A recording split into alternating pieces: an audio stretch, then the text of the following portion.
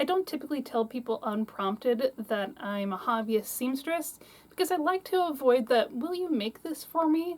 questions or the "you can really make a lot of money selling your clothes online" business advice. I love sewing, but I love it most when I'm doing it for myself. However, sometimes I'm presented with a project that I just can't resist. Whether it is making twinsies blouses with friends or a rude art project collaboration. A few years ago, a friend of mine asked if I would make her this Folkwear 128 Russian settlers dress outfit. And I agreed because 1, I love folkwear patterns, 2, I really liked the material that she picked, and 3, she let me keep the pattern and any of the leftover materials when I finished. And I had a blast making it. I really loved how easy it was to work up the pattern. And I also loved reading about the history of Russian settlers. One of the things I really like about folklore patterns is they tend to have a little pamphlet about the cultural nuances of whatever you are making, along with extra design details that you can add that gives it just that little oomph of uniqueness. I bring this up because recently I got into wearing sundresses, and this Russian settler's dress has a sundress in it that is long and flowy, and I think it is time to dust off this pattern and make it sundress. Hello? Hello? I love sundresses. They're easy, breezy, and make me feel like the prettiest cover girl. So, hello, my name is Ari, and in today's video I'm making the Russian Settler's sundress from Folkwear 182. No, from Folkwear 128. I'll be making this dress in a beautiful plum colored SS fabric, which is 55% linen and 45% cotton blend. I'll be contrasting this with a heavy black cotton remnant and accenting it with velvet ribbons and pom-pom ribbons. With summer in full swing, I am excited to have another sundress in my wardrobe, so without further ado, let us begin. First off, I apologize for the shoddy footage quality. This was before I unpacked my equipment and I bought a cheap camera off of Amazon that absolutely disappointed, but I just couldn't wait to get started working on a project again. In fact, my original plan for this dress was to make it entirely by hand, as my machines were also still packed away. I even was going to do some embroidery details because I was feeling spicy, which is why I'm using the embroidery guide here to judge how thick the top banding should be, because that's where I was going to put the embroidery. Past me really had ambitions.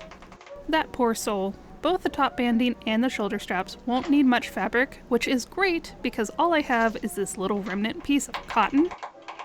In an effort to reduce remnants, I cut the body of this dress the whole width of the fabric rather than follow the pattern specifically. This adds about 1.5 inches to each side. Since this dress is meant to be loose fitting, it won't be that big of a problem. It all gets ruffled into the top banding anyway, which is a problem, but that's a me problem. I hate ruffling, I really do. Mostly it's how long it takes to ruffle. It's just, there's no easy way. Well, I guess there is an easy way because there is such thing as a ruffle foot, but those scare me.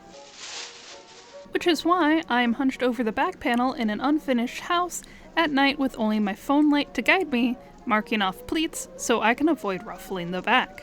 The next morning I cut the pockets. This pattern doesn't have pockets, and that's pretty much a crime in my book.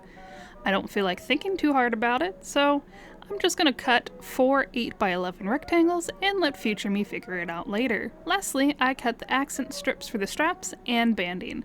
Now I am ready to get sewing on this dress.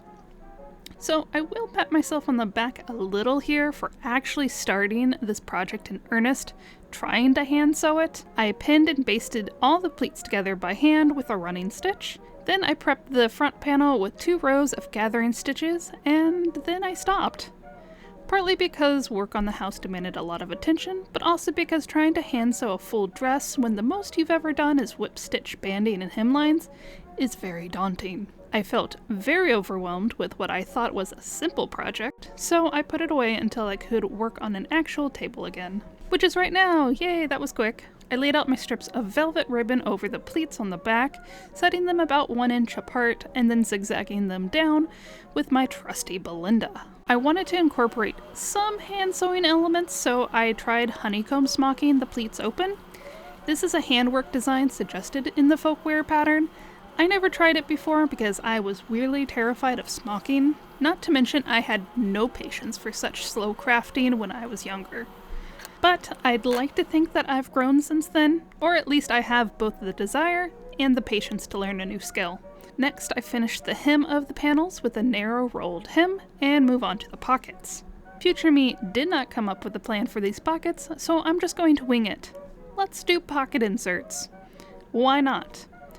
First, I mark out a 1x5 hole, then pin the pocket to the right side of the front panel, about 5 inches away from the edge. I stitch them down following my outline and then cut the center open.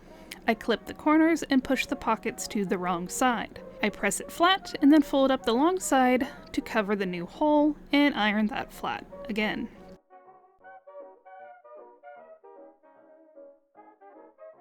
Once pinned, I top stitch around the 3 sides of the opening. Next, I join the pocket liner to the bottom of the sewn pocket, then cover the raw edge with a thin bias tape and top stitch that flat. With that, I line up the upper edges and stitch around the 3 raw edges, and then I cover those edges up with even more bias tape. I also add some detailing with the leftover velvet ribbon, which I forgot to film, and because I'm a trash goblin and never throw any scraps away, I piecemeal interfacing on both sides of the straps and upper banding. I iron the straps down, fold, and sew them into tubes, then I right side them out again and iron flat. After which I sew the plum accents to the sides, fold those over as well, and top stitch them down. On the back side, I fold the straps over each other and hand close them with a whip stitch. I set these aside so I can then do the top banding, but before I do that, I have to join the side seams of the dress. I chose not to finish the edges as they are salvages and they won't fray. I also add pom-pom ribbon to the bottom hem. I had enough to do 2 rows 2.5 inches apart, with some left over. Next, I figure out the right size for my banding by wrapping it around myself. I want it to sit just below my armpits with enough room to take it off over my head comfortably, as this dress won't have any fasteners. I trim the extra and join the seams. Next, I mark out the front, the back, and the side centers. Then, my least favorite part, I ruche the front down and pin the banding to the dress. I join the seams, then iron it all flat before folding and ironing the banding. Honestly, I should have pre-ironed the shape into the banding as it would have been easier, but shoulda, woulda, coulda, right? It all works out in the end. I set Belinda to a basting stitch and tack the banding down so I can add a strip of plum accent to the top. I fold and iron the accent banding over and then top stitch in place. Here's a helpful tip.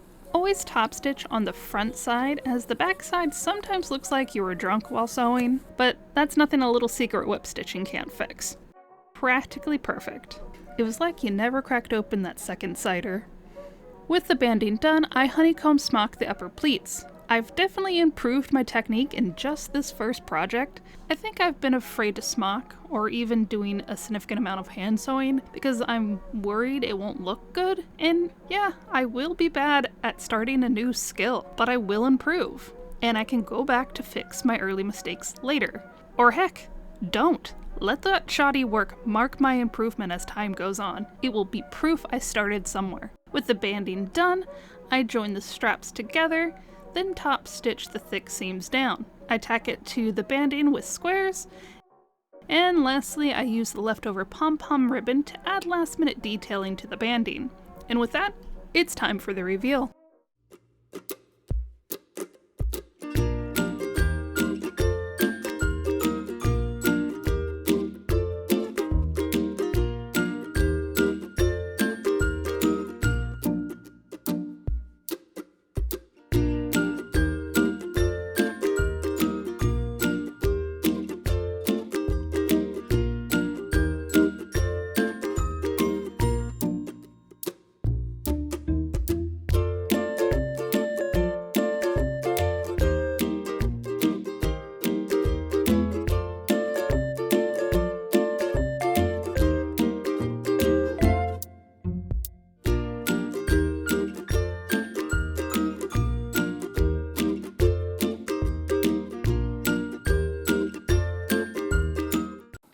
you have it, another project down. I am super stoked about this sundress. It is so comfy. It is easy, breezy, cover girl, just how I like all my sundresses. I love how it came out. Especially love the smocking in the back. The fabric is a little bit thicker than I had thought it would be, but I think that makes it a perfect springtime dress where it's sunny but it's still cold, and it's got this nice warm color about it, which kind of reminds me of like orchids, which, you know, flowers, springtime. Also, it's a great fall dress too, because then I can layer it up. I love it. I think it's so cute.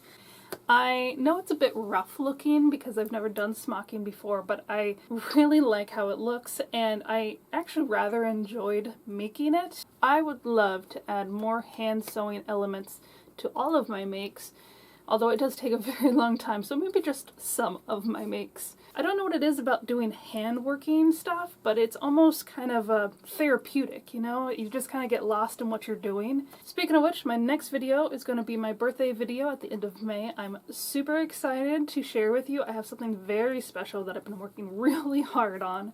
Any other updates? Well, I did say that I was only going to be posting videos once a month, and so far I've been posting 2 a month. I'm sure you may have noticed that. I'm only going to be still striving for one big video, and then maybe do like a small bonus video, and we'll see how that goes. If you want to keep up on my behind the scenes stuff to see what's coming next, you can follow me on my Ko-fi account under Leopard Lady Vintage. It is free. I was thinking maybe doing like a Patreon, because I think a lot of people are more on Patreon. I'm not sure if they can do a free account. I would hate to put things behind a paywall if you don't have to. So I'm going to look into that. Maybe have a Patreon might be easier for some people since Ko-fi is not really the standard. I also have an Instagram if you want to follow me on there. It's at snowmanleopard. That's it. That's all I got for you. So until next time, I hope you have a good day. Bye!